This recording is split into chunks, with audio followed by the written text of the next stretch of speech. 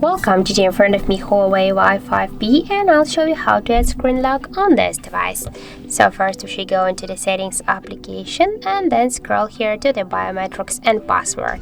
Here you can see that we can add the face recognition here to our device, and also but here we should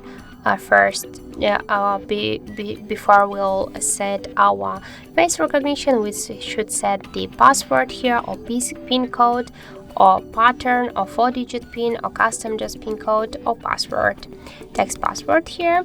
And also we can just here add the lock screen password, and for example, by the same way we can here select one from these lock methods. For example, we can go with the pattern, so click here once and just draw your pattern. In my case that will be like the L, and now just click here to done, draw twice your password, tap to done, and now we'll try to unlock our device. As can you see, we just successfully added the screen lock here, and now just to unlock your device you should draw your pattern here, and you just can select the another lock screen method like the pin code or passcode or just face recognition.